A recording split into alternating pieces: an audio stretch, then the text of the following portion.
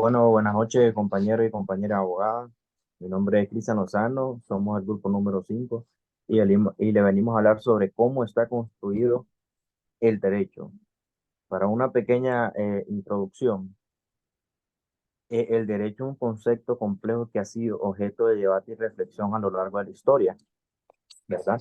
Su construcción y concepción varían dependiendo de la perspectiva desde la cual se aborda. En su esencia, el derecho se compone de un conjunto de normas que regulan las relaciones entre las personas, estableciendo derechos y obligaciones en el marco de una normativa, ¿verdad? Continuando en la siguiente diapositiva con el compañero René. Compañero René, ¿qué entiende usted por el derecho como sistema? Muy buenas noches, abogado Cristian, igual a los demás panelistas, abogadas. Para mí es un placer estar aquí con ustedes. Cuando hablamos sobre el derecho como sistema, es un conjunto de normas que regulan las relaciones entre las personas y a la vez establecen los derechos y obligaciones entre los individuos dentro de la aplicabilidad de la norma enmarcada en el derecho vigente, ¿verdad? Cuando hablamos nosotros del derecho como sistema, nos remontamos a los inicios eh, de los seres humanos, ¿verdad? Siempre hemos sido un conjunto social que nos regulamos entre sí, ¿verdad? Y a la vez también el derecho le permite a los seres humanos establecer ciertas regulaciones, ¿verdad? En la cual nos permiten, a través de nuestros derechos, establecer ciertos parámetros, ¿verdad? Pero también de manera reguladora, también nos genera obligaciones. La aplicabilidad de la norma se da enmarcada en el derecho vigente. ¿Qué significa eso? Todo aquel derecho que está tipificado por el legislador y aprobada a la vez, ¿verdad? En este caso, el derecho vigente es lo que llamamos como, o lo conocemos como derecho positivo, ¿verdad? El derecho no solo enaltece las conductas positivas de los seres humanos, sino que también las negativas, que manifiestan de una u otra manera regular, ¿verdad? Para el bien y el control social que se debe predominar en el conglomerado de un Estado. Bien, abogado René, continuando con la siguiente diapositiva. Abogado Dinora, ¿nos puede explicar qué es un derecho en un sistema o un mero conjunto de normas? Sí, buenas noches, queridos colegas. Pues depende de la concepción, ¿verdad? En que nosotros aportemos este significado que le podemos dar, ¿verdad? Desde el punto de vista que se puede abordar el derecho, lo podemos abordar desde el punto de vista positivo. El derecho se puede entender como un mero conjunto de normas, es decir, como un conjunto de reglas que regulan la conducta de las personas en la sociedad. En este punto es la más extendida en la actualidad, ¿verdad? Porque ya que se basa en la idea de que el derecho es una creación dentro del Estado y que su validez se deriva de su promulgación por parte de un órgano competente, ¿verdad? También podemos ver que ya que también incluye valores, principios, prácticas y, y creencias, ¿verdad? Dentro de la sociedad actual. Y también lo podemos ver desde un punto más amplio, que el derecho se puede entender como un sistema, es decir, como un conjunto de elementos internacionalmente que se formulan en un todo, ¿verdad? En un todo, ¿por qué?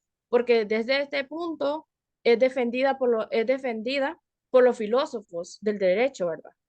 Que consideran que el derecho no solo es un conjunto de normas, sino que también incluye otros elementos, como los principios, los valores, las instituciones y las prácticas sociales que se van dando dentro de esta sociedad.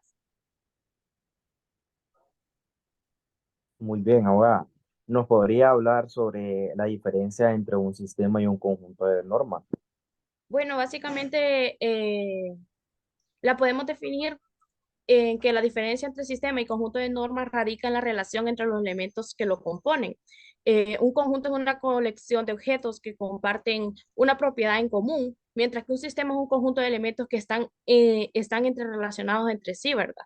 De manera específica. En conclusión, la respuesta a la pregunta si el derecho es un sistema o un mero conjunto de normas es una cuestión de punto de vista en que nosotros lo manejemos, ¿verdad? Desde un conjunto de normas se ve en el punto amplio. El derecho se puede entender como un sistema, decir como un conjunto de elementales de la interrelación que nosotros tengamos en la sociedad. Muy bien, muchas gracias, abogada. Eh, bueno, abogada Elia, ¿nos podría hablar sobre cómo está constituida la norma? Muy buenas noches, Cristian, abogados. Bueno, ¿cómo está constituida la norma? En sí, según Kelsen, nos habla que la norma está constituida, está constituida por dos elementos. Número uno, podríamos hablar acerca del supuesto de hecho, que es una anticipación hipotético o posible de algo que pudiera surgir en el futuro. Un ejemplo, los legisladores al momento de crear la ley de tránsito, ¿verdad?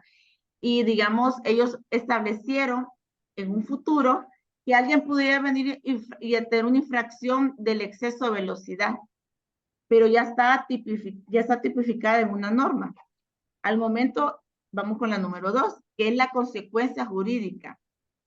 A los legisladores, al crear esta norma del exceso de la velocidad, ellos ya tienen esa consecuencia jurídica, que se le va a poner una multa por exceso de velocidad o incluso se le puede hasta quitar la licencia de tránsito. Eso ya está establecido en la norma, ¿verdad? También algo que me gustaría leer, ¿verdad? Textualmente, nos dice que él se nos habla acerca de que la norma jurídica no solo tiene aplicación en cuanto a su ejecución por su órgano o su benignidad. O sea que, siendo cuando sirve la base establecer el juicio sobre la legislación de actuar en ambos. O sea, que la norma tiene este elemento como de preventivo y al mismo tiempo futurista. En determinado momento se va a utilizar para cierto hecho. Muy bien, compañera. En la siguiente diapositiva nos podría hablar o explicar en qué consiste la estructura de la norma jurídica. Claro que sí, Cristian, pero antes de hablar de lo que es la estructura de la norma jurídica, me gustaría hablar un poquito acerca de lo que es la semántica de la norma. La semántica es como la esencia del derecho en sí. Esa nos ayuda a garantizar la aplicación del coherente o de la justa norma legal. O sea que la interpretación puede variar en la función de la jurisdicción, que anteriormente mi compañera nos decía, ¿verdad? Que eso varía según lo que yo entiendo acerca del momento de aplicar la norma. Al hablar en qué consiste la estructura de la norma, podríamos hablar de tres principios fundamentales. Número uno sería lo que es la parte de la normativa. ¿A qué me refiero a esa parte? O sea, que es la esencia que establece la regla de manera legal en sí. O sea, como ejemplo les decía, ¿verdad?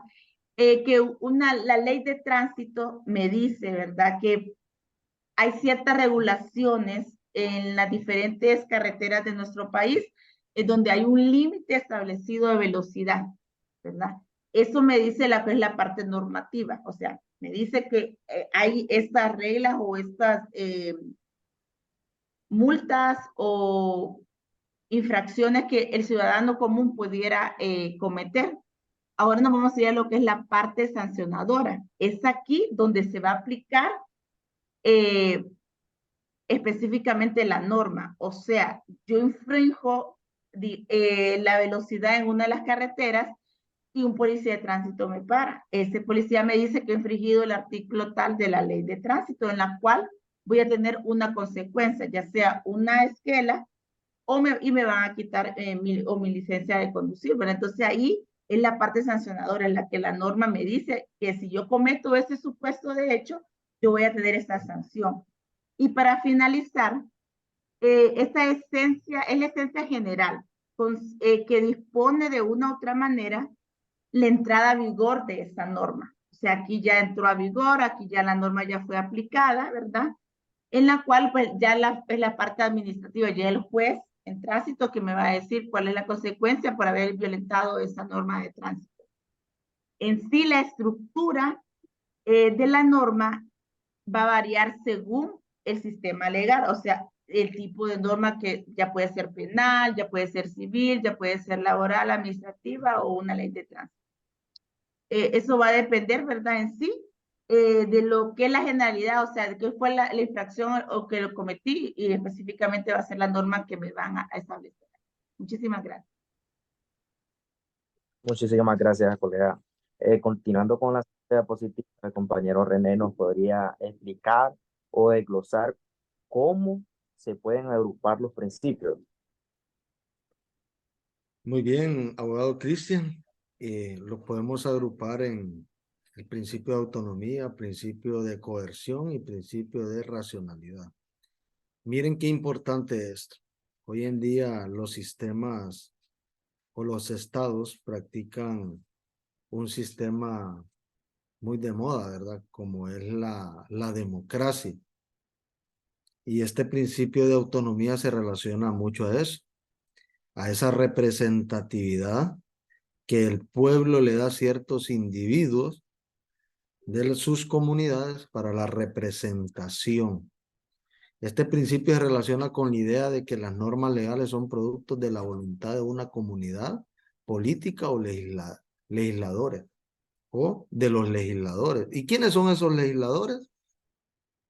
O esa comunidad política son los representantes del pueblo, que a través de una elección los nombran. ¿Para qué? Para crear, derogar, nombrar comisiones y sobre todo con la creación de las leyes, ¿verdad?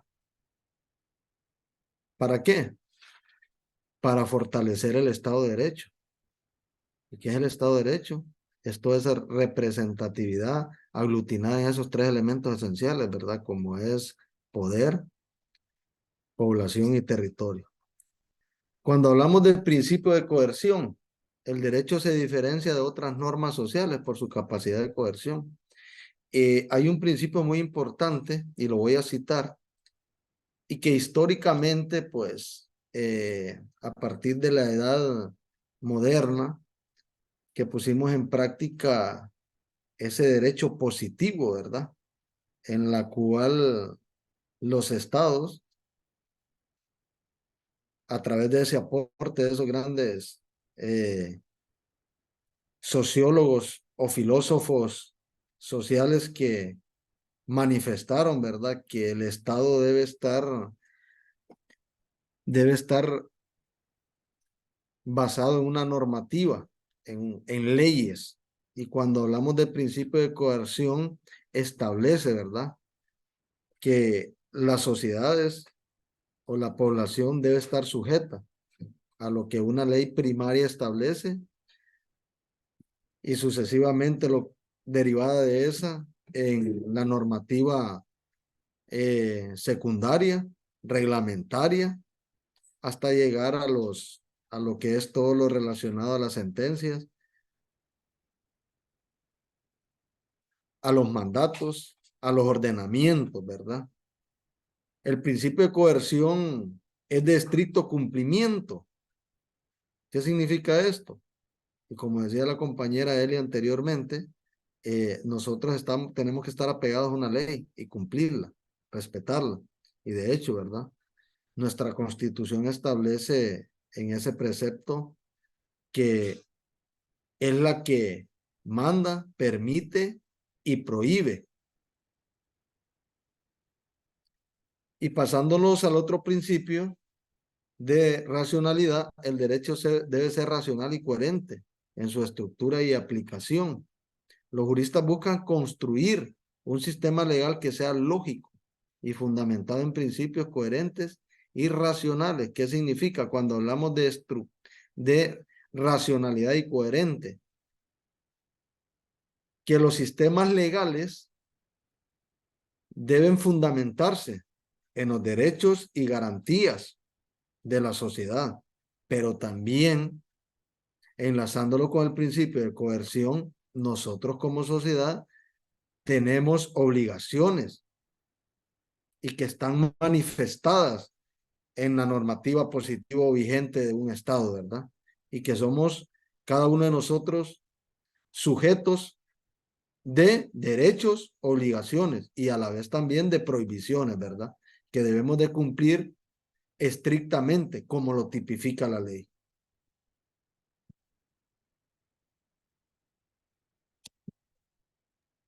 Bien, compañero, muchas gracias por su participación. Continuando en la siguiente diapositiva, la voy a verla. ¿Cómo concibe The Working los principios? Buenas noches, compañero, y a todos los ponentes en presentarme ante ustedes y explicar un poco sobre cómo Dworkin concibe los principios. Y hablaremos primeramente sobre lo que es la teoría de Dworkin, que Dworkin dice que considera su teoría como interpretativa y establece que toda interpretación se debe seguir a partir de la noción del derecho como integridad, a fin de tener un sentido. Asimismo, se aleja de la separación de la ley y la moralidad, o sea, el positivismo. Su concepto sugiere que que estos dos están relacionados. Según Dworkin, después y al lado de muchos otros, los principios jurídicos son elementos que además de las reglas y junto a la moral y a la política integran el derecho. El impacto de estas ideas ha sido grande tanto académicamente como en la práctica jurídica, especialmente en los tribunales constitucionales. Los principios entendidos según Dworkin son estándares que han de ser observados, no porque favorezcan o aseguren una situación económica, política, social, que se considera deseable, sino porque son una exigencia de la justicia, la equidad o alguna otra dimensión de moralidad. También Dworkin sostiene que incluso en aquellos casos difíciles, estos que encuentran una solución correcta, ya que ante un caso extraordinario es posible que no se pueda aplicar ninguna norma. Sin embargo, esto no significa o no descalifica la posibilidad de aplicar para este mismo caso un principio. Muchísimas gracias, compañera, por su participación. Eh, para concluir, en esta posición, la concepción del derecho puede variar dependiendo de la perspectiva adoptada, ya sea positivista o no positivista, ¿verdad? Desde una perspectiva positivista, el derecho considera como un conjunto de normas, mientras que desde una perspectiva positivista, no positivista, se ve como algo más complejo, incorporando valores, principios, prácticas y sociales, ¿verdad? La diferencia entre un sistema y un conjunto de normas en filosofía del derecho radica en la relación entre los elementos que los componen. Un conjunto es una colección de normas que comparten una característica común, mientras que un sistema implica una interconexión específica entre las normas, ¿verdad? Esto destaca la importancia de la coherencia y la estructura lógica en la construcción del derecho. Además, se destaca la importancia de los principios en el derecho, ya que no pueden reducirse a simples reglas y pueden requerir una ponderación por parte de los jueces en caso de conflicto. Pues esta ha sido la participación del grupo número 5 y pues muchísimas gracias.